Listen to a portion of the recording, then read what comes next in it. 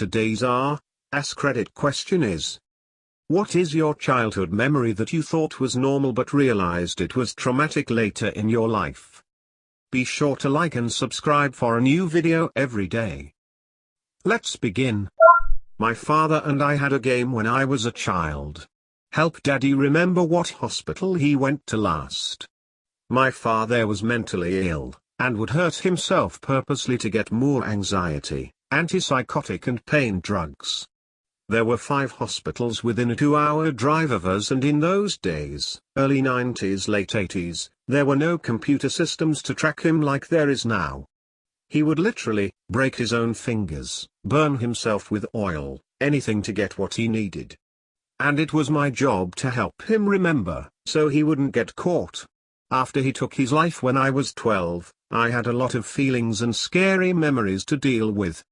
It's been a long hard road, but I hope wherever his is, he's not in pain anymore.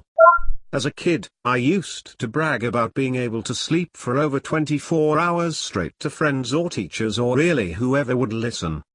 I was mid-sentence mentioning it as a freshman in college when I realized my divorced father was drugging preschool me with cold meds so I'd sleep through his weekends of custody with me.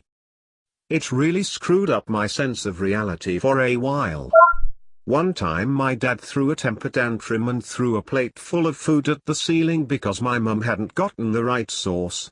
I thought it was funny at the time, but looking back, that's an awful way for an adult to act. One year on Halloween, I was probably about 8 or 9 years old.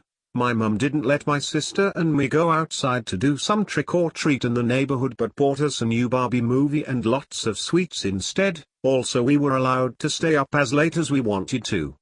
It was because she was afraid our parents were divorced, father abusive, would try kidnapping us. He had tried before. Still, it is one of my most treasured childhood memories because we had a great evening, just my mum, my sis and me. My mother would have to regularly go on rescue missions to stop my grandmother from killing herself. I would get phone calls saying I'm on the way to grandma's again. When I was about 10, my mother had to leave the country for work for almost a year, so she left me to live with her longtime boyfriend. Every night he'd come home drunk, which I thought was hilarious. He'd come into my room and sit on my bed touching me, especially on the butt, and tell me how much I look like my mother and try to pull my sheets off. I'd just pretend to sleep. I got annoyed that he kept waking me up, so I started locking my door at night. The chonker broke off the lock and kept doing it. He also once threw a plate at me. He missed, for giggling at lunch.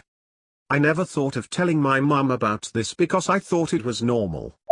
My parents fighting all night, followed by my dad packing a bag, getting in his car, my mom standing in front of the car so he couldn't leave. Then threatening divorce every other day and then being all over each other on their good days. I has no idea what a healthy relationship was until my husband and I went to marriage counseling and I saw how toxic that all was and how much it stuck. When I was around 8, my best friend at the time used to steal bad food from her pantry and we'd go into her room and she'd then explain to me how we had to be skinny, because being skinny meant boys would like us, and so she would then meticulously read the backs of the cookie packs and count out every cookie and how many calories they were for each of us.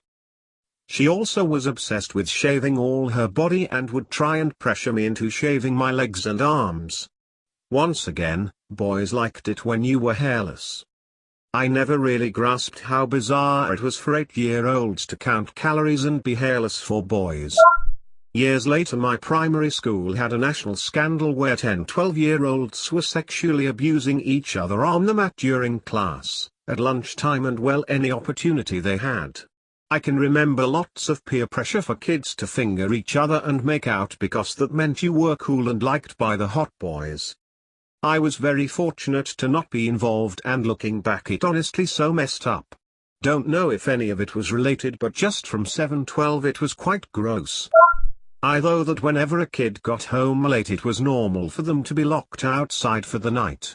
Also thought an appropriate response to not doing your chores was to be locked in a closet without food.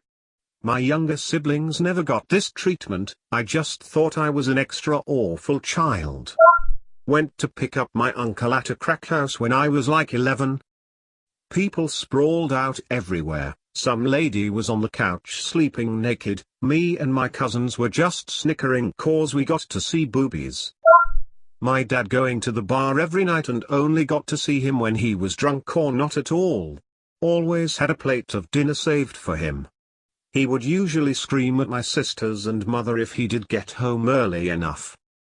On a side note, reading this post is sad as heck. Every time my dad would pick me up from school, he'd leave me in the car for 3+ hours whilst he went into the local pub and got drunk. Nothing to do. Just sitting there in the car. He'd come back after the few hours had passed and throw me a bag of chips as he started the car. I always thought I was the luckiest boy in the world to be getting those chips. My dad took me with him on a run to buy drugs. He made me lay under a blanket in the backseat of the truck. It didn't hit me until like 20 years later what had happened. Same thing happened to me. Nothing like falling asleep on the ride home from school with your dad, only to wake up in some unknown ghetto's parking lot in the dark with no sign of your dad. Luckily he's gone straight. But the one thing he'll never forgive himself for is walking out of his dealer's apartment to see me huddled in the back seat of his car, crying hysterically. My ex-stepdad shot me almost point blank with a pellet gun. The same night, he tricked me into stepping on the hot remains of a firework. He laughed, and laughed, like it was hilarious as I was sobbing. Still got the pellet gun scar. Apparently it's not normal for you to fear your dad's presence. My mom leaving me at different places with different people for months at a time. Or when we would be driving, I remember there would be times where she would tell me about the school she was going to take me to and that I would live there. I remember her describing the horses they had, lies, and how much I would love it. She never ended up taking me there but would always talk about it like it was some magical place.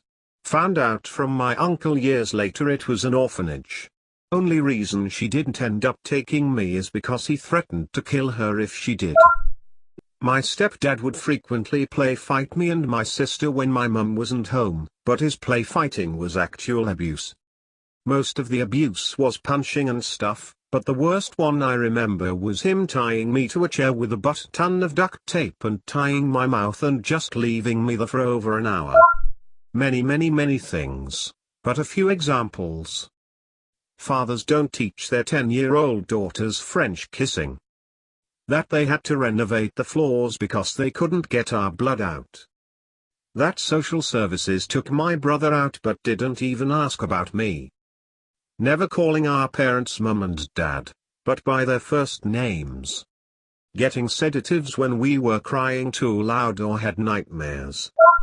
When I was young I was really good friends with a girl whose grandparents lived across the street, and we got along really well, and would hang out all the time. At some point I was maybe 4 or 5 at the time, she invited me to her uncle's house, and they had a big above-ground pool built into their deck, and we went swimming. Eventually we got out but we both wanted to get back in, and the uncle said if we wanted to go back into the pool we had to skinny dip. Again, we were both no older than 5. But we did. It took a long time for me to realize the severity of the situation, the implications. Half of me feels like it was harmless, half of me is like dang who the heck does that? My parents couldn't pick me up from school on time and I wasn't allowed to walk home so I'd just sit in the cold for hours on the pavement waiting, always happened so didn't know any better. Was constantly scared of my older brother and how he might behave, thought this was just how older brothers are. He'd make me leave the house for 8 hours when he was supposed to be looking after me while my parents were gone. We lived in a pretty rural area and other than going to a shop to buy sweets there is nothing to do for more than an hour, told me I'd understand when I was older, I still don't understand. My parents told me that I had a learning disorder, and that's why I was failing in school. I was too stupid to do better. It wasn't until I was an adult that I figured out it was bull honky. No learning disorder, just low self-esteem due to their crappy parenting. When I was in kindergarten they would make us kneel in a corner on some wood piece or SDH that was utterly painful for every time we hurt each other or cursed, which happened a lot apparently, and as soon as I got to elementary school I asked the teacher the first time I was in trouble where I should go kneel. They took attention to that and long story short they called the police on our old kindergarten and it's now closed since 2006. Edit, to clarify a few questions. This took actually place in Eastern Bavaria in the early 2000s. It was a Catholic kindergarten and all of this was considered rather normal inside its walls. We had a pool growing up that we got in trouble if we didn't use cause chemicals were expensive. So we spent 4-6 hours a day in there. I remember at least 4x my older brother holding me underwater until I started to black out. Once I quit fighting he would pull me up. I have scars all over from him. He put my tooth through my lip when he hit me with a glass bottle. He gave me a concussion and split my forehead open hitting me with rocks, dislocated my elbow, shot my legs with BB guns, places on my hands and arms where he would burn me with lighters. There is a whole list of stuff, but generally just being an abusive jerk. Mom saw it and would stick up for me, but Dad thought she was just coddling me. So I spent most summers doing anything I could to get away from everyone. That was 20 years ago, and I still don't like to go places with my family. In the back of my mind I still expect that kind of stuff happen.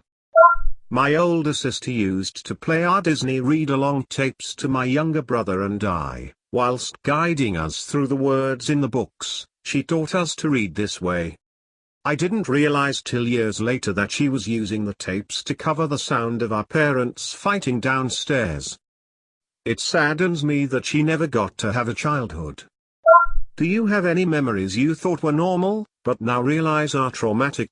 Share with us in the comments below if you like. Remember to like and subscribe for a new video every day. Ta-ta for now.